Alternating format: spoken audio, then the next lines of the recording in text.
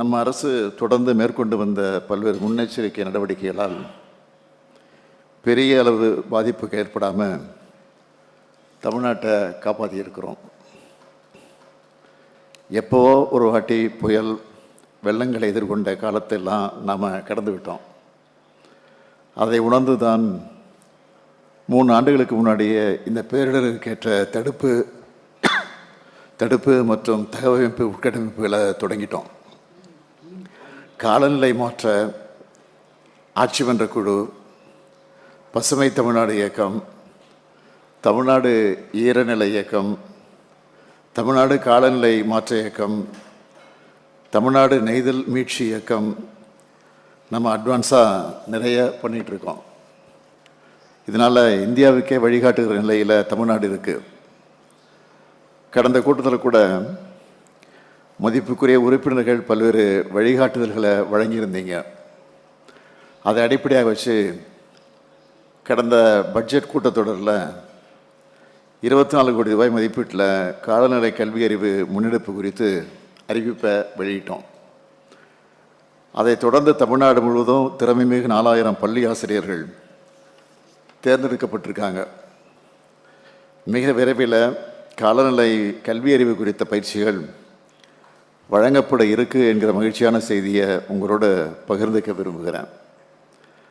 அது மட்டும் இல்லாமல் பள்ளி மாணவர்களுக்கு சுற்றுச்சூழல் விழிப்புணர்வு ஏற்படுத்த ஆண்டுக்கு 2 முறை மாவட்ட காலநிலை மாற்ற இயக்கம் மூலமாக நடத்தப்படும் 1 நாள் கோடைக்கால மற்றும் குளிர்கால சிறப்பு முகாம்களை 2 நாள் முகாம்களாக பள்ளி கல்வித்துறை மூலமாக நடத்த ஏற்பாடு செஞ்சுருக்கிறோம். மேலும் கூல் ரூஃபிங் திட்டத்தை தமிழ்நாடு காலநிலை மாற்ற இயக்கத்தின் 2025-26ஆம் ஆண்டுக்கான செயல் திட்டத்தில் சேர்த்துருக்கிறோம். அம்பத்தூரில் இருக்க பெருந்தலைவர் காமராஜர் அரசு பெண்கள் மேல்நிலைப்பள்ளி வகுப்பறைகளில் கூல் ரூஃபிங் எனப்படுகிற அதிக வெப்ப பிரதிபலிப்பு மிக்க வெள்ளை பூச்சுக்கள் பூசப்பட்டிருக்கு. இதன் மூலமாக வகுப்பறைகளில் வெப்ப அளவினை கணக்கிடக்கூடிய சென்சார்கள் வச்சு கண்காணித்ததில் அறை வெப்பநிலை 1.5 டிகிரி முதல் 3 டிகிரி வரை குறைஞ்சிருக்கு. இது குறித்த அறிக்கையின் அடிப்படையில் இந்த திட்டத்தை தமிழ்நாட்டில் இருக்க 297 பசுமை பள்ளிகள்லையும் செயல்படுத்த போகிறோம். அது மட்டும் இல்லாமல் மேற்சொன்ன இயக்கங்கள் மூலமாக கார்பன் சமநிலை மையங்கள், காலநிலை மீள்திறன்மிகு கிராமங்கள், கடலோர பகுதிகளில் உயிர் கேடயங்கள் அமைத்தல் போன்ற முக்கியமான காலநிலை மாற்ற தடுப்பு மற்றும் தகவமைப்பு திட்டங்கள் செயல்படுத்தப்பட்டு வருது. அதன் ஒரு பகுதியாக கடந்த அக்டோபர் மாதம் நீலகிரி, கோயம்புத்தூர் மற்றும் ராமநாதபுரம் மாவட்டங்களுக்கான கரிம நீக்க வழித்தடங்கள் குறித்த செயல் திட்டமும், தமிழ்நாட்டுக்கான காலநிலை நடவடிக்கை கண்காணிப்பு வலைதளமும் வெளியிடப்பட்டிருக்கு.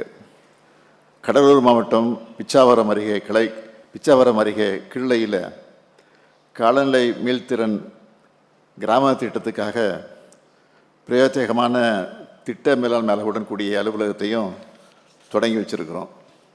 மேலும் அங்கே இருக்கக்கூடிய அரசு அலுவலகங்களில் சூரிய ஒளி மின்னாற்றல் உற்பத்தி, மக்களுக்கு வாழ்வாதார மேம்பாட்டுக்கான பயிற்சிகள், வெள்ள அபாயங்கள் ஏற்படாமல் இருக்க பக்கிங்ஹாம் கால்வாய் தூர்வாரப்பட்டு சீரமைத்தல், பிச்சாவரம் படகு குழாமுக்கு மின்னாற்றலில் இயங்கக்கூடிய படகு வழங்குதல் ஆகிய பணிகள் மேற்கொள்ளப்பட்டு அந்த கிராம காலநிலை மீள்திறன்மிகு கிராமமாக மாற்றுவதற்கான முதல் படி எடுத்து வைக்கப்பட்டிருக்கு.